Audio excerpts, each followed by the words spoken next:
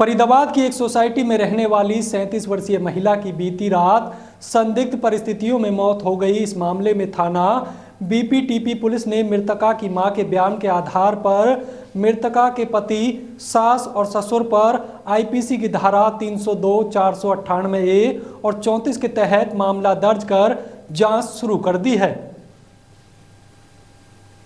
तस्वीरों में दिखाई दे रही यह वही मृतका महिला सोनिया है, जिसकी बीती रात एक निजी अस्पताल में पहुंचते वक्त मौत हो गई।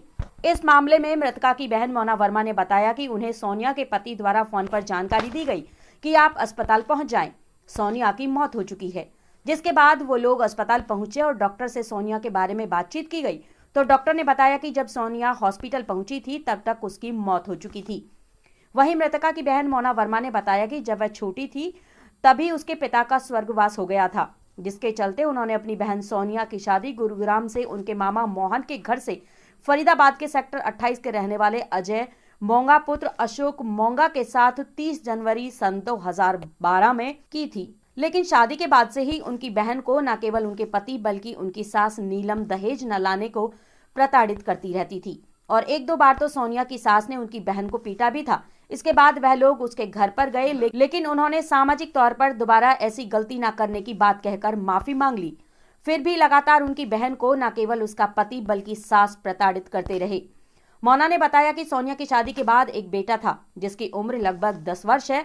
उन्हें शक है कि कहीं ना कहीं उनकी बहन के साथ मारपीट भी की गई है, जिसके चलते उनकी बहन की मौत हुई है। वह चाहते हैं कि आरोपी पति और सास के खिलाफ पुलिस सख्त से सख्त कानूनन कार्यवाही करे और उन्हें कड़ी से कड़ी सजा दिलाई जाए। वहीं इस मामले में थाना बीपीटीपी के जांच अधिकारी सूरज सिंह ने जानकारी देते हुए बताया कि उन्हें बीती रात अकाउंट हॉस्पिटल महिला की ब्रॉड डेथ की सूचना प्राप्त हुई थी, जिसके बाद वह अपनी टीम के साथ हॉस्पिटल पहुंचे और महिला के शव को कब्जे में लेकर पोस्टमार्टम के लिए बादशाह खान सिविल अस्पताल की मोर्चरी में रखवा दिया और जहां पर पोस्टमार्टम कराने की कार्यवाही की जा रही है। वहीं उन्होंने बताया कि मां ईश्वरी देवी के बयान पर आरोपी पति अजय मोगा, सास नीलम और ससुर अशोक के खिलाफ दहेज हत्या की आईपीसी 302, 498A एवं 34 धाराओं के तहत मुकदमा दर्ज कर जांच शुरू कर दी है। मेरा नाम मोना है। मोना जी, आपकी सिस्टर की हत्या का मामला है जो बता रहे हैं आप, क्या था पूरा मामला और कब आपने शादी की? उसकी शादी 30 जनवरी 2012 को हमने अरेंज मैरिज की थी। बहुत अच्छे से धूमधाम से शादी की थी। मेरे पापा नहीं है, तब मम्मी ने और परिवार ने सब मिलकर उसकी शादी की थी। शादी के बाद से उसको परेशानियां कुछ छोटी मोटी जैसा कि सभी की लाइफ में आती हैं, ऐसे आती हैं, पर वो एडजस्ट कर रही थी।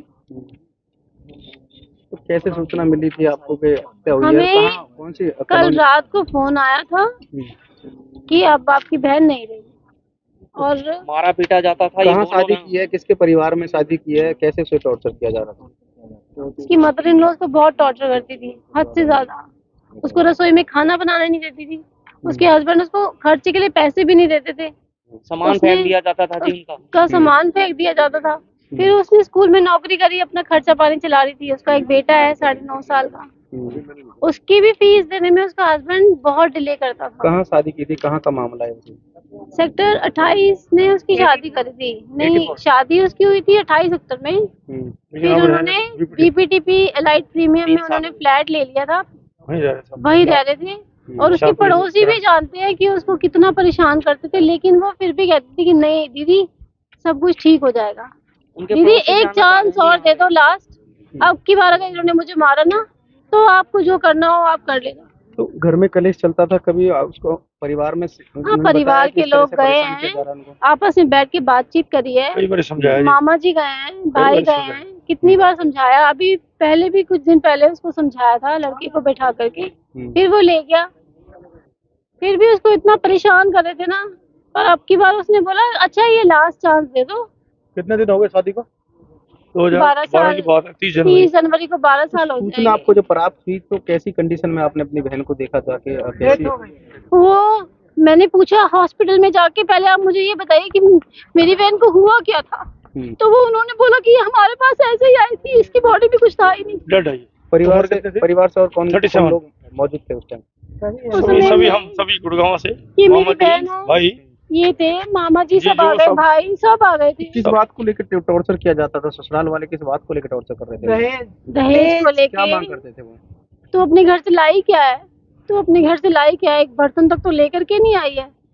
चाकू तक उसको छूने नहीं दिया जाता था, उसका लाइटर भी अलग है, सब कुछ अलग है, हर चीज में उसको ऐसे इवन क्यों? बीमार पड़ जाएगी दवाई नहीं लेने देते थे। कभी पुलिस को शिकायत दी है इस मामले को लेकर आपने? नहीं, बस उसने बोला ना हम ही धोखा खा गए।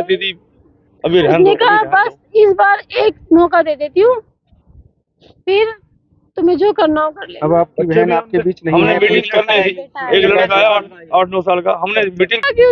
सर, एक महिला की मौत का मामला सामने आया है, क्या शिकायत मिली, क्या है पूरा मामला? ऐसा था, ये अकोड हॉस्पिटल में हमारे पास डेड का रुक्का आया था। सूचना मिली थी कि एक महिला सोनिया नाम की डेड अवस्था में अकोड अस्पताल में आई है। तो हमें सूचना पर गए तो हमने जो कंप्लेंट दी लड़की की मां ने, ईश्वर देवी ने, उस कंप्लेंट पर हमने मुकदमा दर्ज कर दिया। तफ्तीश जारी है और पोस्टमार्टम करा दिया। किन किन धाराओं के तहत मुकदमा दर्ज किया गया है? चार- कितने लोगों के खिलाफ किया गया है? 3 लोगों के खिलाफ किया है, लड़का के, पति, हाँ, अजय, पति और सास और ससुर, तीनों के खिलाफ। तीनों के खिलाफ किया है। अभी मृतका का पोस्टमार्टम हो गया, क्या कार्रवाई की जा रही है? नहीं, पोस्टमार्टम जारी है, अभी चल रहा है। चल रहा है। हाँ, दोषियों की क्या गिरफ्तारी कोई 12? जल्दी करेंगे इनको, ठीक है ना। हाँ, कितने साल हो गए शादी, कुछ बताएगा? 12 साल हो गए। 12 साल। हाँ। ठीक।